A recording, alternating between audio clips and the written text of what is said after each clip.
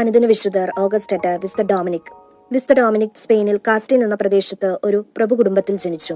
അമ്മ മകന് ഭക്തമുറകളും പ്രായശ്ചിത്തങ്ങളും അഭ്യസിപ്പിച്ചു. പഠനകാലത്ത് 21-ാമത്തെ വയസ്സിൽ നാട്ടിൽ ക്ഷാമമുണ്ടായപ്പോൾ സ്വന്തം പുസ്തകങ്ങൾ കൂടി വിറ്റ് ഡൊമിനിക് ദരിദ്രരെ സഹായിച്ചു. ആൽബിജൻസിയൻ പാഷണ്ഡത വരുത്തിക്കൂട്ടിയിരുന്ന നാശം അദ്ദേഹം നേരിൽ കണ്ടു.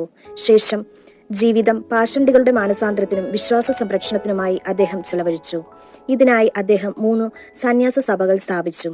1221 പ്രൗവിൻ എന്ന സ്ഥലത്തുണ്ടായിരുന്ന ദേവമാത ദേവാലയത്തിൽ മുട്ടുകുത്തി തിരുസഭയ്ക്ക് വേണ്ടി പ്രാർത്ഥിച്ചുകൊണ്ടിരിക്കുമ്പോൾ ദേവമാതാവ് പ്രത്യക്ഷപ്പെട്ട് ജപമാല നൽകിക്കൊണ്ട് അത് പ്രസംഗിക്കാൻ ആവശ്യപ്പെട്ടു. പാഷണ്ഡികൾ അദ്ദേഹത്തെ വധിക്കാൻ പോലും പരിശ്രമിച്ചെങ്കിലും അവസാനം പാഷണ്ഡത തകർന്നു. ജപമാല ഭക്തിയും എരിയുന്ന വ്യാകുലാസവും ജീവിത വിശുദ്ധിയുമാണ് പാഷണ്ഡികളുടെ മാനസാന്തരത്തിന് വഴി തെളിച്ചത്. 1221 ഓഗസ്റ്റ് 6-ാം തീയതി വിശുദ്ധ ഡൊമിനിക് അന്തരിച്ചു.